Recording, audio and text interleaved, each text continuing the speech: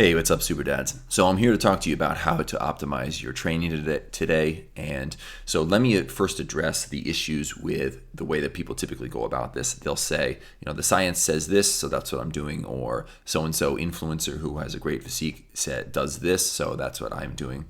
Well, the problem with the science approach, and just this is a problem with science generally as it's currently conducted.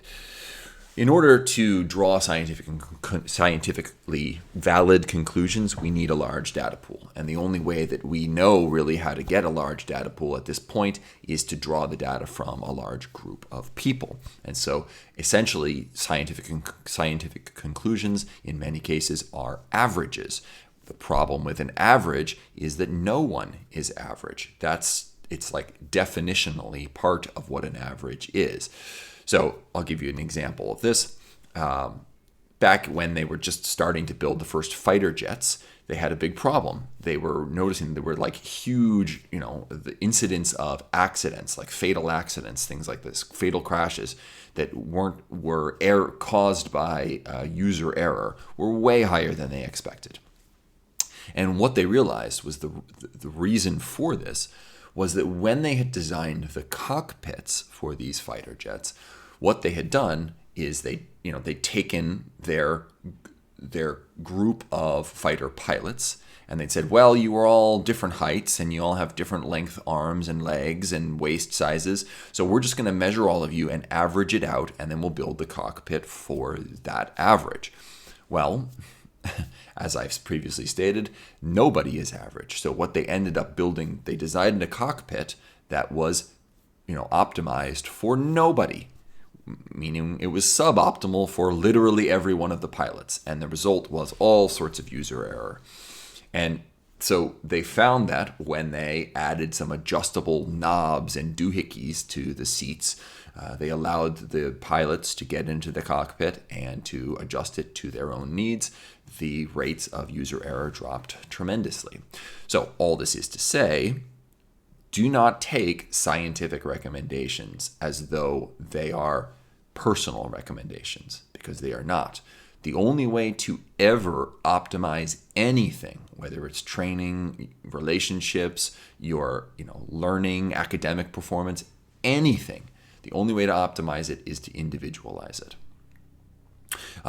Bit of a tangent, but if you really wanted a science that worked for people, what you'd need to do is actually follow one person across a long span of time, so a longitudinal based approach to science where you're focusing on one individual and then you're extrapolating averages, you're extrapolating lessons from that individual's data. Now, those lessons would probably only apply to that individual, but that's how you would find a way. And so that is why if you really want to succeed in this space, or really in so many places in your life, need to become a scientist of your own individual optimization.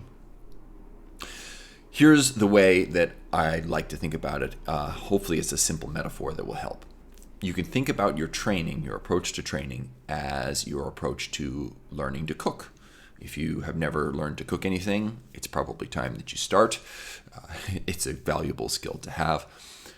But when you go about finding something that you want to cook, you don't just go to the recipes that are out there and say, well, this one has a lot of high ratings, which you could consider as a lot of data. You consider that as a scientifically valid finding. This recipe has or you say like this celebrity chef, aka influencer, recommends this one.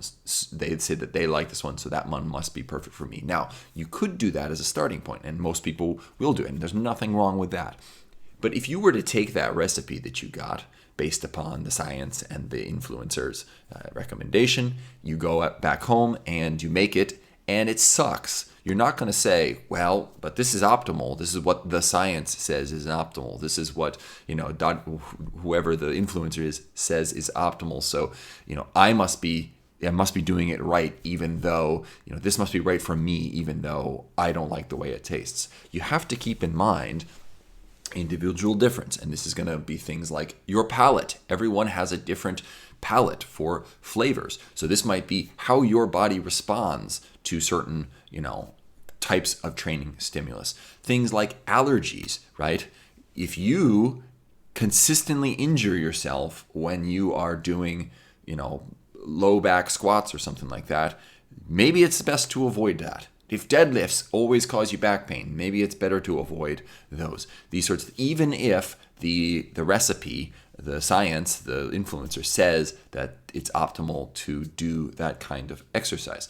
That would be akin to, making a recipe that has jalapenos in it, just because that's what people recommend, that despite knowing that you are allergic to jalapenos and you're going to end up in the hospital. Some other things you need to keep in mind, though, are the availability of ingredients. So I live in Japan, and I would say 70% of recipes that I look up online include key ingredients that I don't have access to in Japanese grocery stores.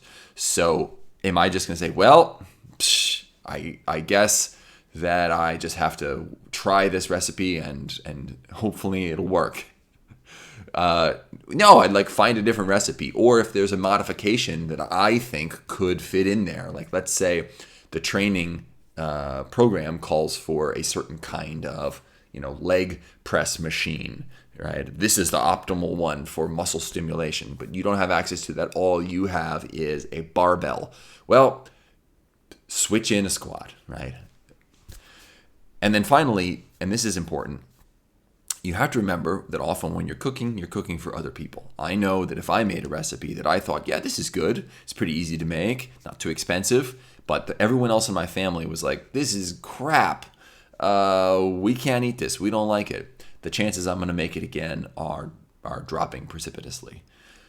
So when it comes to training, this metaphor applies, because your training, your time, if you are a human being who has meaningful relationships in your life, and if you aren't, then stop watching YouTube, get out of the gym, and go out and find some meaningful relationships, because they will be the things that actually provide you with the kind of life you'd like to have. It's not going to be lifting more weight.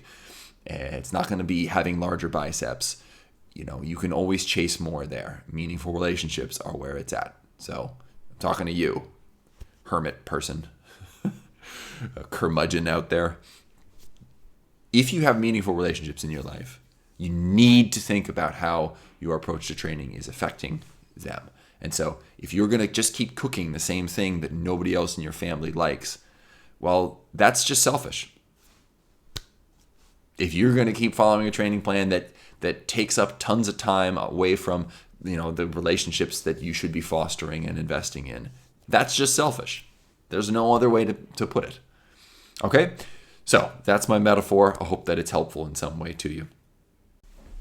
Thanks so much for watching the video today. If you're interested in training programs that follow a very minimal approach but get maximum results with super limited equipment and not much space, you can check out the stuff below. There's also a link for the Facebook group. Check all that stuff out if you're interested, and I really appreciate you watching. Go be super.